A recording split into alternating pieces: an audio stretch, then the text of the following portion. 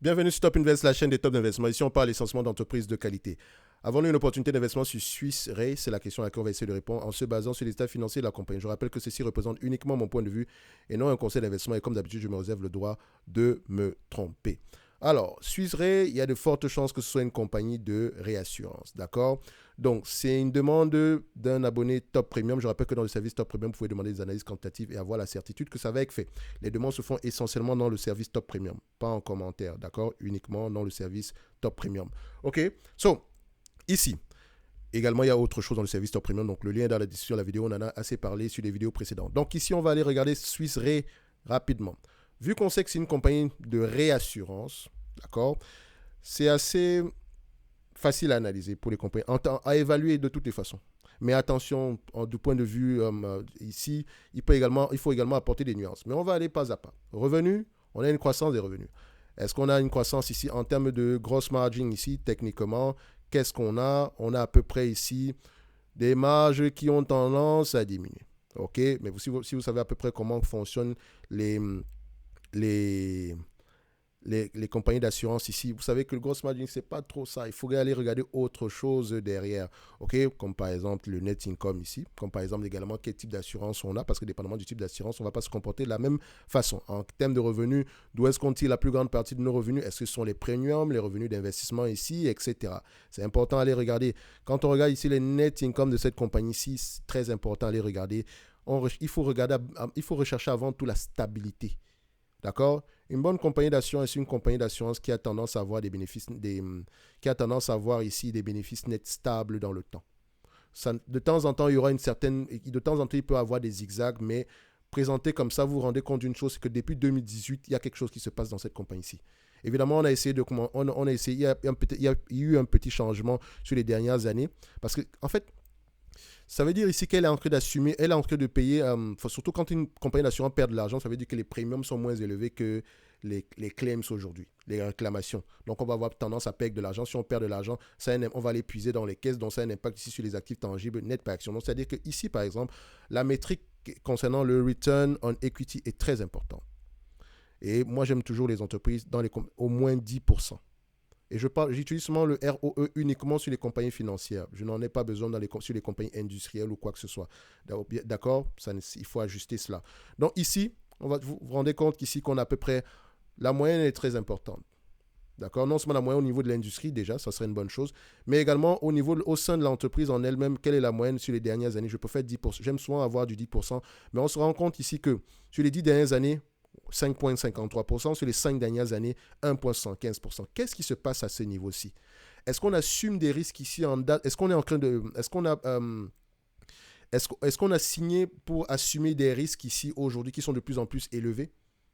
Et si c'est le cas, sans doute ici, le premium qu'on a demandé n'était pas assez élevé pour à peu près nous protéger contre ces risques-là. Mais attention, il faut voir ça de deux côtés. C'est que si le risque est de plus en plus élevé, les premiums qu'on va demander seront de plus en plus élevés. Donc, on va avoir tendance à augmenter le prix.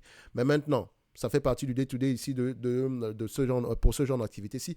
Il faut également aller regarder ici si l'entreprise est bien capitalisée du point de vue investissement ici, si elle a les moyens à peu près de payer des claims assez élevés. Donc, on peut voir ici que même la partie où elle a perdu de l'argent ici, voilà, est-ce que les actifs tangibles ici ont eu tendance à évoluer? D'accord? Est-ce qu'on regarde l'évolution ici? On se rend compte que les actifs tangibles par action, le prix est de moins en moins élevé. Ce n'est pas qu'elle perd de l'argent. Regardez le positionnement de ces actifs tangibles par action. Et si vous avez tendance à regarder ici les compagnies d'assurance en Europe, ou bien d'ailleurs même aux États-Unis, vous allez voir ici que les actifs tangibles par action ont tendance à diminuer sur les dernières années. Tout simplement parce que les taux d'intérêt augmentent de plus en plus et les obligations qu'elles détiennent généralement, les entreprises, elles sont obligées d'ajuster ces obligations-là au prix actuel du marché si elles étaient obligées de les revendre. Or, certaines ne sont pas obligées de les revendre en date d'aujourd'hui. Okay? C'est pour ça que, voilà, le tangible book value qui a tendance à diminuer ici peut fausser à peu près la bonne information dans le sens où c'est la valeur des obligations en date d'aujourd'hui si elle était forcée à les revendre. Mais elle n'est pas forcée à le faire. Elle sera uniquement forcée à le faire si elle a une perte en capital et une perte en termes de... Si elle a des premiums, si elle a des claims plus élevés que des premiums. Comme par exemple ce qui s'est passé ici en 2020 par là. Les premiums étaient plus élevés que les claims ici. Okay? Donc faites attention. Ça ne veut pas dire qu'elle est en train de perdre de l'argent ici. Okay? Donc il faut également aller regarder N'oubliez pas parce que c'est également lié. L'entreprise paye des dividendes avec quoi? Avec les bénéfices nets, n'est-ce pas? Ici, les bénéfices nets sont importants. Les free cash flow, n'allez pas les regarder. Regardez les bénéfices nets. C'est une compagnie financière. Donc ici, il faut prendre également les net income moins les dividendes qu'on a eu à payer à cette période-là. Peut-être également, on peut également avoir puisé dans les caisses pour repayer ces dividendes-là, surtout si les net income étaient moins élevés. Donc, comme on peut le voir ici, par exemple, elle a payé un dividende en 2018, enfin, ici, donnez-moi juste un instant pour le dividende. Voilà. 2017, 2018, 2019, 2020, 2021, 2022. Elle a payé des dividendes plus élevés que ce qu'elle a rapporté en bénéfice net. Ça peut avoir eu pour effet ici de baisser les actifs tangibles nets par action parce qu'elle a essentiellement puisé dans les caisses pour payer cette dette-là, pour payer ces dividendes-là. Faites attention. OK? Donc, peut-être également parce qu'elle avait assez de cash pour le faire. Ça peut être une stratégie du management ici. OK? Mais perso, je n'aime pas voir ça. OK? Je n'aime pas voir ça. Je préfère ici que si on a des bénéfices nets moins élevés, qu'on paye à peu près les dividendes par rapport aux bénéfices nets qu'on a obtenus. Point barre. Ça ne devrait pas être une entreprise qui va avoir tendance à maintenir son dividende ici, qu'importe les bénéfices nets qu'on a obtenus. Non. Il faut payer le dividende par rapport à un pourcentage inférieur aux bénéfices nets qu'on obtient. Donc, si on a eu des bénéfices nets de 1 $, on devra payer 80 sous de dividende. Ou bien moins que 1 $ de dividende si vous voulez. OK? Je ne veux pas qu'on soit forcé à payer 5 $ ici. Donc, il faut faire attention. Donc, quand moi je vois ça, je n'aime pas ça. Je n'aime pas ça. Peut-être que si elle le fait parce qu'elle se dit qu'elle va augmenter les prix, etc. Mais voilà, ça me donne déjà une assez mauvaise information. Et déjà, les compagnies d'assurance, faites très attention. Il faut regarder généralement où est-ce que se situe le risque ici. Si c'est une compagnie ici qui a signé, voilà, je ne sais pas moi, elle a signé à peu près des contrats de réassurance ici dans le secteur, par exemple, je ne sais pas moi, l'immobilier commercial peut-être à Hawaï aujourd'hui. Vous savez qu'il y a de grands feux là-bas, etc. Donc dans certaines zones, imaginez, elle pourrait être impactée ici. Comme par exemple, elle peut également avoir signé ici des contrats de réassurance ici contre enfin, on peut appeler ça des cyclones, c'est ça? Des tornades, ce genre de choses, peut-être aux environs de Miami, etc. Et si vous vous rendez compte que cette zone-là est très touchée généralement par les tornades, etc., donc on peut se dire ici que les claims, on aura de plus en plus à subir le risque à long terme, à subir des pertes à long terme ici. Donc, je n'aime pas trop les compagnies de réassurance. D'accord? Idéalement, moi, j'aime bien les acheter à des prix inférieurs à leurs actifs intangibles. Mais comme on le voit ici, du point de vue quantitatif, vous ne pouvez pas savoir pourquoi est-ce que ces actifs intangibles ont diminué. On peut se dire que le dividende a quelque chose à y voir. OK? Mais ce n'est pas tout. Ce n'est pas tout. OK? Donc, pour moi, en date d'aujourd'hui, s'il fallait évaluer cette compagnie-là, qu'est-ce qu'on allait ressortir comme information? Et là, c'est la partie la plus délicate. Pas compliquée, mais délicate. Alors, nous avons une entreprise ici, sur les dernières années, ce n'était pas trop ça. On voit ici qu'on a une certaine remontée. L'essentiel pour moi, c'est de rechercher avant tout la stabilité. Est-ce que je vais prendre 1 milliard? Est-ce qu'on va revenir à 4 milliards? Je n'en sais rien. Déjà, il faut savoir pourquoi est-ce que ça a diminué. Donc, pour moi, le plus important déjà, c'est de regarder la stabilité des actifs tangibles par action. Et encore, quand je vais aller lire les rapports financiers, il faut absolument que je recherche l'information que je recherche la raison pour la raison derrière la baisse ici des actifs tangibles par action. OK? D'habitude, le marché paye combien de fois les actifs tangibles par action pour cette entreprise-ci? En médiane, je vois ici qu'on paye une fois. Je n'ai pas envie de chercher avec le plus intelligent possible. Je ne paierai pas plus de 30 € ici. 30 francs suisses.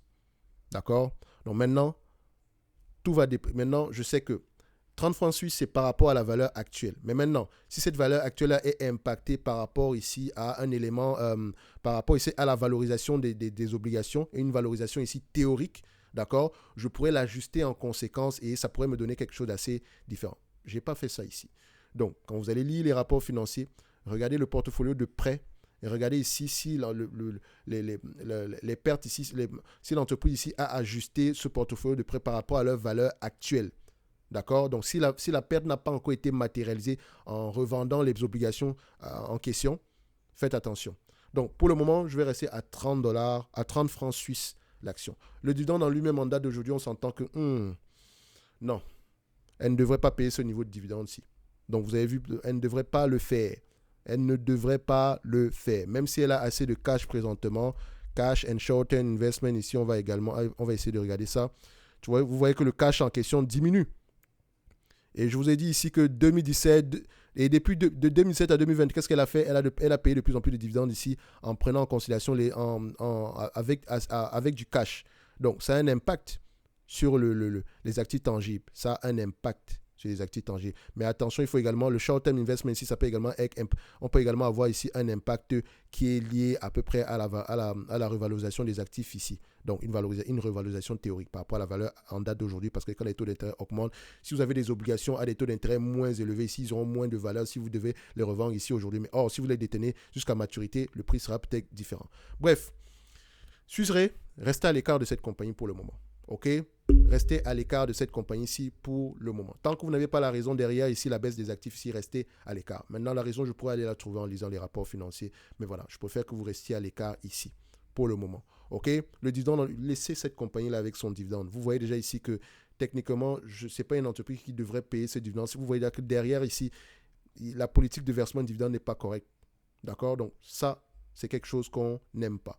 Maintenant, je ne sais pas pendant combien de temps ils pourront payer ce dividende. Il leur reste encore assez de cash ici. Mais le cash, généralement, ici, pour les compagnies d'assurance, ce sont des entreprises qui doivent toujours avoir du cash en permanence. D'accord? Faites attention ici. Donc, c'est bien beau de voir tout ça, mais ça, je n'aime pas. Donc, moi, je questionne déjà ici le management. D'accord? Pour voir. Donc, maintenant, mon avis pourra changer en lisant les rapports financiers, etc. Mais ce que je vois présentement ici aujourd'hui ne me rassure pas. Ce n'est que mon avis et non un conseil d'investissement. Comme d'habitude, je me réserve le droit de me tromper. Un like, un abonnement, un commentaire, ça fait toujours plaisir. Et on se donne rendez-vous sur la prochaine vidéo. N'oubliez pas le service Top Premium pour ceux qui veulent aller plus loin et soutenir également la chaîne. Merci.